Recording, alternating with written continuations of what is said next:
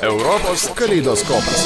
Antradienį 12 val. 20 min. FM99 Europos kaleidoskope. Apie mus ir mūsų teises Europos Sąjungoje. Eteryje Europe Direct svečiai. Ūkio ministerijos darbuotoja Lina Giedraitienė, Europos vartotojų centro teisininkė Jaunė Dalinkievičiūtė ir Europos komisijos teisinės tarnybos jūsų Europos patarėjas, ekspertė Lietuvai Ingrida Ilgauskienė. Klausykite 12 val. 20 min. Europos kaleidoskopas. Sveiki, bičiuliai, studijoje prie mikrofono Liudas Ramanauskas. Galėsime pakalbėti iš tikrųjų apie mūsų teises, juolab jau kitais metais jau bus 10-metis, kaip mes esame Europoje. Ir formaliai, ir neformaliai. Tačiau dažnas tūlas dzūkas, ko gero pasakys, niekas mano teisių negina nei čia, nei Europoje. Gerbiamos ponios, šiandien turime progą visą tai išsiaiškinti kartu su jumis ir pradėsime nuo gerbiamos Ingridos. Ar iš ties mūsų teisės yra ginamos tiek Lietuvoje, tiek bendroje ES erdvėje? Labą dieną visiems. Sunkus klausimas. Ta prasme, kad taip atsakyti tiesiogiai turbūt ne iš karto ir išeitų. Ką reiškia gina? Jeigu žmogus žino apie savo teises, žino, kur galėtų kreiptis, manau, jis visą laiką bus garantuotas, kad tos teisės yra apgintos arba bent jau kreipsis ten, kur padės jam tai padaryti. Jeigu kalbėti apie tai, kiek žmonės kreipiasi ir kiek ieško tos pagalbos, va čia ir būtų kitas klausimas. Kadangi tikrai nedaug kas ieškosi tos pagalbos arba nežinau, kur jos ieškoti. Va čia yra esminė problema. Kodėl mes neieškome?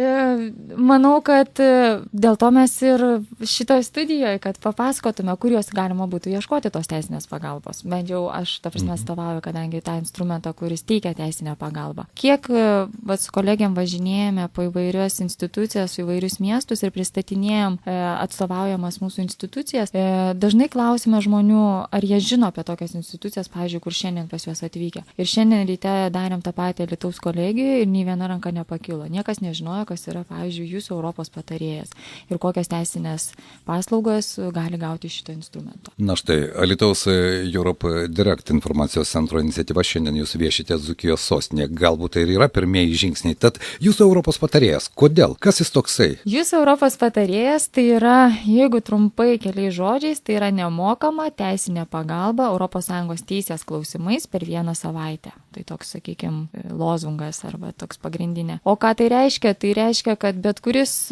lietuvis gali kreiptis būdu, kaip pasakyti, per internetą, pateikti savo klausimą ir per vieną savaitę jis gaus atsakymą su visais teisiniais aktais, teisiniu paaiškinimu lietuvių kalba. O jeigu kreipsis ne lietuvis, o latvis, kuris šiuo metu vieši Lietuvoje, bet kuris taip pat jaučiasi ES piliečių? Taip, šitas instrumentas jisai veikia visoje ES, skaitant dabar ir Kroatiją, ir yra teisinė pagalba teikiama visomis ES kalbomis, 24 kalbomis, taip kad latvis irgi drąsiai gali kreiptis ir mano kolegė dirbantį Latvijoje, suteiks jam visą reikalingą informaciją, jeigu nežinos, jinai kreipsis į mane, pasikonsultuos, suteiks visą informaciją, kaip jam užsitikrinti savo teises Lietuvoje, latvių kalba ar anglų kalba, kokiais jį pageidaus. Ir paslaugos yra nemokamos. Nemokamos. Čia kaip tie advokatai, kurios valstybė skiria, ar ne, bet mes žinome jų kompetenciją ir dažnai sakome, na, jeigu valstybė jau kažkas skiria, vadinasi, tai bus prasta ir neįdomu ir nereikalinga. Kaip jūs galėtumėte įrodyti, jog jūsų Europos patarėjas iš tikrųjų tai yra kvalifikuotas patarėjas, kuris gali padėti bet kurioje gyvenimiškoje situacijoje? Kreipkitės ir įvertinsit patys, bet šiaip tai... Aš juokauju, aišku. Šiaip tai be abejo, visi instrumentai, aš aišku daugiau kalbu apie savo jūsų Europos patarėją, visi instrumentai yra griežtai kontroliuojami Europos komisijos. Ir mūsų pateikiami atsakymai, jie taip pat yra kontroliuojami ta prasme, kad kiekvieną mėnesį vykdomi yra kokybės patikrinimai ir įvertinamas yra atsakymas išorinių ekspertų.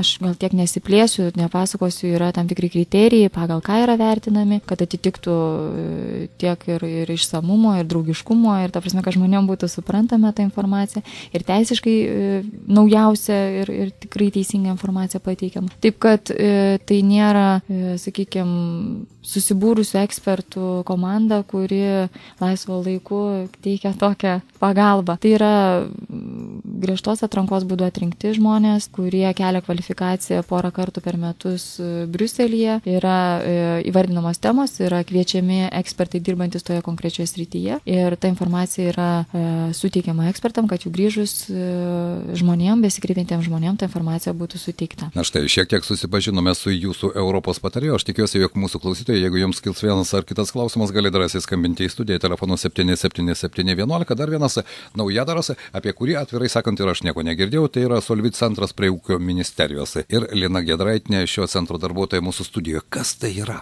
Sveiki, alytiškiai. Aš trumpai pristatysiu Solvit centrą. Tai yra dar vienas Europos komisijos įkurtas instrumentas, kuris padeda spręsti problemas Europoje ir tai yra pasinaudoti visomis galimybėmis, kurias ir suteikia Europos Sąjunga. Tai kaip turbūt visiems gerai yra žinoma, kad po Europos šalis galime laisvai keliauti, jose dirbti, mokytis, kurti verslą, prekiauti ar teikti paslaugas, bet kartais Lietuvos piliečiams ar verslo atstovams kelia pastoja biurokratinės problemos.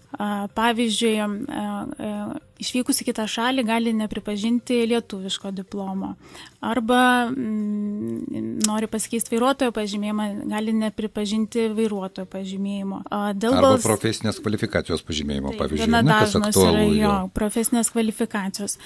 Verslininkai dažnai susiduria su įvairiais nacionaliniais reikalavimais, kurie pagal ES teisę nėra būtini, bet tiesiog tos šalis vis tiek prašo pakartotinai patikrinti prekes ar įvairių papildomų dokumentų. Čia mes turime patirtį, pavyzdžiui, alytiškiai gamintojai, norėdami prekiauti toje pačioje Lenkijoje, sako, mes paruošėme viską, kas reikalavome ES, bet Lenkai pradeda reikalauti kažkokių tik specifinių jų šalyje galiojančių leidimų. Būtent, taip. To neturėtų būti. Tai yra, jeigu verslininkas prekiauja Lietuvoje, tos prekės yra pripažįstamos, tinkamos, tai Lenkijoje jam irgi neturėtų būti papildomų kažkokių nacionalinių reikalavimų. Tai tokiais atvejais, tai yra, kai kitose šalise susiduria su panašiomis problemomis ir būtent akcentuosiu, kad bendraujant su valstybinėmis institucijomis, tai tokiais atvejais nukreipiam, tiesiog akcentuom, kad reikia kreiptis į Solvit centrą, kuris ir padeda spręsti tokias problemas. Bet pagrindė jūs dirbate su verslo struktūromis, taip? Daugiausiai skundų, apie 80%, jeigu nedaugiau, gauname iš piliečių, iš žmonių. Privačių asmenų. Įdomu. Na ir Europos vartotojų centro teisininkė patarėja Jaunė Dalinkevičiūtė mūsų studijoje. Su jumis jau galime drąsiai kalbėti apie visas europiečių teises, ar ne, ir kaip jos ginamos Lietuvoje. Aš teisingai suprantu jūsų funkciją. Sveiki, tai iš tikrųjų tokia yra mūsų siaura niša, tai yra vartotojų teisės ir jos turi būti tarp valstybinės. Tai yra, jūs kaip pirkėjas esate vienoje šalyje, pavyzdžiui Lietuvoje, o prekiautojas, tai yra pardavėjas ar paslaugų teikėjas, yra kitoje ES šalyje. Vokietijoje, Lenkijoje. Iš karto konkretus klausimas. Kodėl neginamas mano teisės, kai elektros kainos nuo šio pirmadienio vėl šoka į viršų? Tai ginamos, bet kitose institucijose. Tai čia jūs kaip Lietuvos vartotojas skųstumėte Lietuvos įstaigą, tai yra visai kita kompetencija, ne mūsų. Jeigu vis tik skųstumėte kažkokį internetinį pardavėją, kuris jums neatsiuntė užsakytos prekės, pavyzdžiui, megztinio kokio nors. Arba jūs skridote su Vokietijos oro vežėju ir jums atidėjo skrydį. Ar dingo bagažas ar panašiai. Tai visos tokios tarpvalstybinės vartotojiškos problemos yra sprendžiamos jau mūsų Europos vartotojų centro. Ir tai yra irgi visas tinklas visoje Europos Sąjungoje, plus Norvegijoje, Islandijoje. Ir kartu būtent bendradarbiaudami nagrinėjame tuos vartotojų skundus. Nemokamai taip pat ir taikiu būdu. Gerbiama Jaunė, ar dažnai žmonės, privatus asmenys taip pat kreipiasi būtent į jūsų centrą, norėdami gauti tą informaciją, kuri būtina? Keliaujančių dabar daugėja? Taip, tikrai daugėja ir mano manimu kažkaip jie vis labiau žino savo teisės arba galbūt jos dažniau yra pažeidžiamas ir tiesiog vartotojai daugiau kreipiasi. Tai mes nagrinėjom tik tai privačių asmenų kreipimusis, kadangi vartotojas turi būti fizinis asmuo, kuris perka prekes savo poreikiams tenkinti. Tai tikrai tokių skundų daugėja ir tikrai daugėja tokių netgi informacinių paklausimų, kai prieš keliaujant, prieš perkant vartotojai irgi skambina ir klausia, ką turėčiau žinoti arba ką turėčiau daryti, jeigu atidėtų mano skrydį. Tai irgi tikrai yra džiugu, kad vartotojai domisi ir tarsi ruošiasi tokiam kritiniam situacijom. Bet jūs ginate vartotojų vartotojus, jeigu jie nukentėjo vienokią ar kitokią formą ne Lietuvos teritorijoje. Taip. Ir lygiai taip pat kitas blokas tai yra užsienio šalių ES vartotojai, kurie perka prekes ar paslaugas iš Lietuvos pardavėjų. Tai irgi tokie skundai patenka mūsų centrui. O kodėl tada galioja toks gajus stereotipas, jog vartotojų teisės vakarų Europoje, toje pačioje ES yra išties ginamos, Lietuvoje dėja, jeigu mes susidurėme būtinėme lygmenyje, reikia prekę pasikeisti. Iš karto iškyla begalė biurokratinių problemų. Aš suprantu, kad tai ne jūsų kompetencija, bet juk Europos vartotojų teisės jos yra vienodos, ar ne? Taip. Iš esmės, tai kaipgi ta europinė teisė perkeliama į mūsų kasdieninį būtinį gyvenimą? Tai iš tikrųjų galiu pasakyti, kad tam tikrose sferose Lietuvos vartotojai džiaugiasi netgi platesnėmis teisėmis negu kitų šalių vartotojai. Kaip kad, pavyzdžiui, pavyzdys, nusipirkus nekokybišką prekę Lietuvoje, Lietuvos vartotojai, jisai gali tiesiog drąsiai rinktis iš 4 teisų gynimo būdų, tai yra tą prekę keisti, taisyti, kad būtų sumažinta kaina, arba jeigu tai nėra kažkoks mažareikšmis gedimas, kad iš viso būtų nutraukta sutartis ir jam grąžinti pinigai. Tuo tarpu taip iš tikrųjų tokios plačios 4 teisės galioja tik tai 4 ES valstybėse. Lietuva yra viena iš jų. Visose kitose šalise vartotojas pirmiausia turi teisę rinktis ar prekę pakeisti, ar taisyti. Ir tik jeigu tai yra neįmanoma arba neproporcinga pačiam pardavėjui, kadangi jis turėtų padengti siuntimo išlaidas, pavyzdžiui, tai tada jau pardavėjas gali siūlyti, kad gerai, nutraukiam sutartį ir aš jums grąžinsiu pinigus, arba jeigu tinka, sumažinam kainą ir panašiai. Tai tikrai yra ne vienas toks pavyzdys, kai Lietuvoje vis tik vartotojai tikrai džiaugiasi platesnėm teisėm. O kaip jau įgyvendinama, tai tikrai daug priklauso ir nuo personalo tiesiog pardavėjų, kaip jie į tai pažiūri, kaip jie nori įvertinti ir ginti savo tiesiog įmonės vardą, galbūt taip. Na, ypatingai vartotojai susiduria, aš kalbu, kad jie vis dėlto yra vartotojai, kai susiduria su viešuoju sektoriumi. Galbūt sostinėje, Vilniuje žmonės informacijos daugiau turi, bet jeigu kalbėti apie tam tikrą periferiją, tai tas viešasis sektorius ir paprastas pilietis vis dėlto takoskyra yra labai didelė. Bet mes ir netgi tokiame ampluojame, vis dėlto jis yra vartotojas, ar ne? Galima taip traktuoti? Taip. Viešasis sektorius, jam galioja tos pačios taisyklės. Tik tai čia žiūrint, koks tas sektorius, kartais tai bus ir Solvit tinklo kompetencija. Greičiausiai, nes jeigu, sakykime, žmogus kaip vartotojas susiduria problema, tai jisai iš tikrųjų dažnai žino, kad vartotojo teisės yra ginamos jau kažkaip automatiškai, jisai tą žino. Kai žmogus bendrauja su viešuoju sektoriu, su valstybinė institucija ir ypatingai ne savo šalyje, o kitoje šalyje, tai jam ypatingai sunku suprasti, kas jam dar galėtų padėti šitoje situacijoje. Ir žmonės dažnai nežino, kur kreiptis. Tai mano tikslas ir yra, kad kuo daugiau žmonių sužinotų apie Solvit centrą ir kreiptųsi, nes mes galim padėti tose situacijose. Kiek aš suprantu, visą informaciją visada galima surasti internete, ypatingai šiais laikais, ar ne? Užtenka įvesti kiekvienos jūsų įstaigos pavadinimą ir mes gausime visą informaciją. Gerbiama Ingrida, dar vienas klausimas. Emigrantai. Ar dažnai, pavyzdžiui, į jūsų Europos patarėją kreipiasi žmonės, kurie, yra daliniai emigrantai, aš nekalbu apie tuos, kurie jau gyvena ten 10 mečius, bet yra tokių žmonių, kurie 3 mėnesius gyvena Lietuvoje, 3 mėnesius Švedijoje, po to mėnesį žvejoja Norvegijoje, po to žiūrėk vėl sugrįžta į Lietuvą. Kreipiasi ir tie, kurie 10 metų išvykę, nes iš esmės tai daug klausimų apie tos 10 metų ir lieka neišspręstų. Ką aš pagrindę akcentuoju, tai koks bebūtų emigrantas, vis tik tai savo teisėmis pasidomėti prieš išvykstant iš Lietuvos. Nes yra reikalavimas, ne tiek kad reikalavimas, bet dažniausiai reikia pasiruošti tam tikrus dokumentus prieš išvykstant, nes jau nuvykus tenai, kaip aš esu turėjus ir tokių užklausų iš Islandijos, labai sudėtinga yra susitvarkyti dokumentus būnant ten, nes kai kurios institucijos reikalauja, kad žmogus pats ateitų pasiimti, sakykime, reikalingus dokumentus, o būnant tenai jau to kaip ir padaryti neišeina. Paštu nesiunčia, galioti asmenų vėl ten atsiranda papildomi tokie aspektai. Kaip jūs davėt pavyzdį, tie žmonės, kur po kelis mėnesius blaškosi, bastosi po visą Europos Sąjungą. Taip, su šitais žmonėm dar yra sudėtingesnė situacija, nes reikia labai atsirinkti, nes skirtingose valstybėse gali būti skirtingi terminai taikomi ir ypatingai tuos žmonės kviečiame konsultuotis ir pasiteirauti prieš išvykstant, ką reikėtų daryti, kur reikėtų kreiptis, kad pasiruošti ir jau ten nuvykus ramiai, sakykime, tomis savo teisėmis džiaugtis. Mes kalbame apie tam tikrą kategoriją mūsų piliečių, vartotojų, kurie turi prieigas prie interneto, kurie yra šiuolaikiški, kurie puikiai žino, jog galima surasti tą informaciją, jeigu tu jos ieškai. Ką daryti su senjorais? Kad žinokit, senyvo amžiaus žmonės, jau kurie aktyvūs, tai jie tikrai yra labai aktyvūs. Dabar yra tos internetinės internetinės prieigos ir viešosiuose bibliotekose, galima kreiptis tenai. Ir moteris, kurios dirba bibliotekose, jos irgi turi nemažai informacijos, dalyvauja įvairiuose seminaruose ir mums yra tekę skaityti pranešimus ir jom. Ir bent jau jos tą pirminę tokią informaciją turi, parodys internete, suvesti galima užklausą toj viešoje erdvėje, o atsakymą gali gauti, pavyzdžiui, iš jūsų Europos patarėjo telefoninių skambučių. Mes paskambinam ir tai, ką jie klausė, viską papasakom, paaiškinam telefonu, net nereikia turėti elektroninio pašto, kad gauti informaciją. Štai jūs šiandien paminėjote, jog Alytaus kolegijoje nei viena ranka nepakilo, kai jūs paklausėte apie tas institucijas, kurias jūs atstovaujate. Tai jauni žmonės, kurių dauguma, na bent jau toks realus gyvenimas yra, baigė mokslus kolegijoje, po to pusę metų pabūna bedarbio statuse, čia ilgiausiai. Na, o po to vis tiek keliaujame ieškoti ilgesnio lito ar euro kažkur tai. Ir jie to nežino. Ar netrodo jums kartais, kad mes iš tikrųjų norime, kad kažkas gintų mūsų teises, rūpintosi, bet patys nedadame jokių pastangų? Kaip žmogų motyvuoti, kad prieš žengdamas vienokį ar kitokį žingsnį jis bent jau susirinktų reikiamą informaciją? Kartais gyvenimas to išmoko. Jeigu pirmą kartą išvažiuosi nepasiruošęs ir atsiras problemos, kaip ir po šios vasaros gauname tokių užklausų, kur iš esmės mažai kuo gali padėti, nes žmogus išvyko nepasiruošęs. Ir jau post factum yra gana sudėtinga ir dokumentus sutvarkyti, ir paaiškinti, kad ne ten kreipėsi, kur turėjo kreiptis, ir išlaidos atsirado dėl to. Sekantį kartą manau, kad tie žmonės jau tikrai pasirengs ir vyks taip, kad aš kalbu čia apie atostogautojus, netgi ne tos, kurie emigruoja. Vyks jau kitą kartą labiau pasiruošę.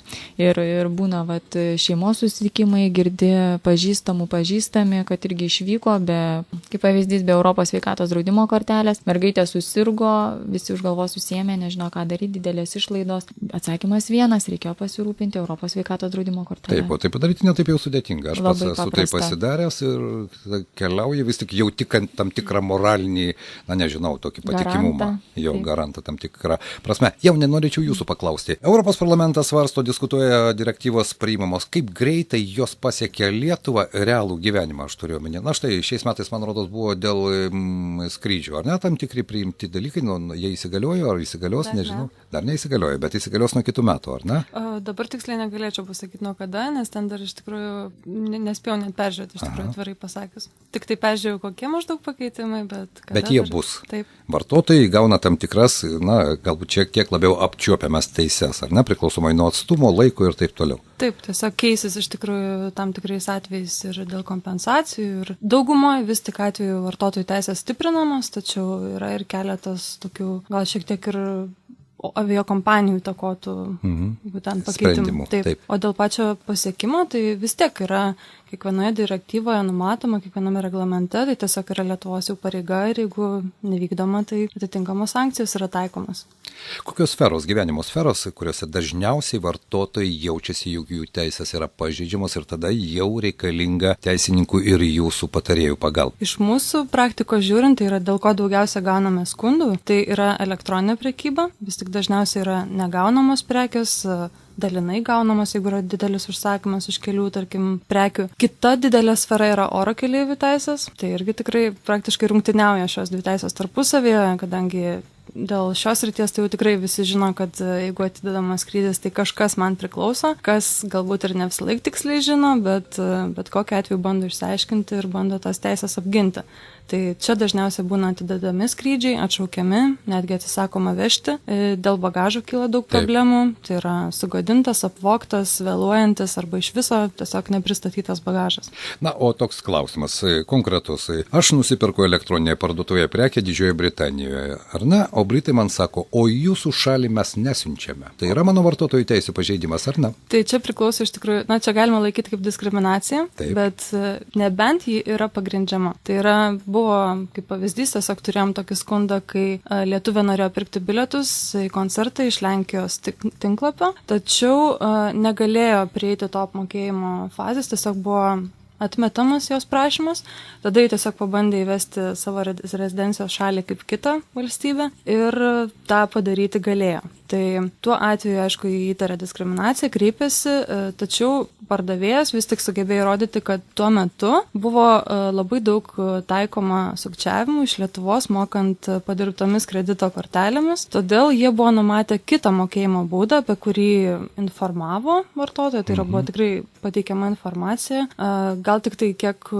netinkamoj vietoj pateikiama informacija. Tai tą jie pataisė ir tokiu būdu buvo pagrįstas tas nesiuntimas. Kodėl aš jūsų taip klausiu? Todėl, kad mes esame europiečiai beveik 10 metų, bet mes vis dėlto dar ir likę tą rytų Europą, ar ne? Stereotipas jis gajus. Žinokit, nebūtinai. Pavyzdžiui, tikrai kolegos Airijoje turi didelę problemą, gauna labai daug skundų, todėl kad Airijos vartotojai nori pirkti prekes iš Jungtinės karalystės, kadangi ten yra jos šiek tiek pigesnės.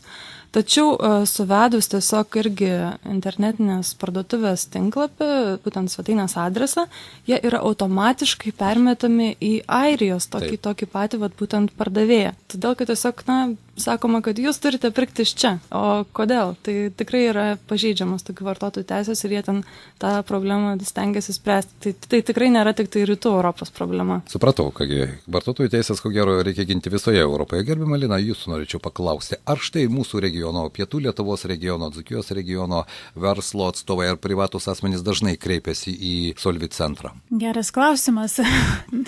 Tokios statistikos pagal regionus iki šiol neteko daryti, bet kai analizuosim šių metų gautus skundus, tai galima bus pasižiūrėti pagal regionus ir tuomet plačiau pakomentuoti. Nes įdomu, Lenkija čia pat, lietuviai, jie mobilus yra, vienu metu, ko gero, parduotuvėse daugiau lietuvių buvo galima sutikti anapus sienos negu šitoje sienos pusėje. Jeigu kalbėti ne apie Lietuvos regionus, bet tiesiog iš kokių šalių mes daugiausiai gauname skundų, kai lietuviai kokiose šalyse būdami susiduria su problemomis, bendraudami su valstybinėmis institucijomis, tai čia galėčiau paminėti tokia šalis kaip Didžioji Britanija, Ispanija, Airija.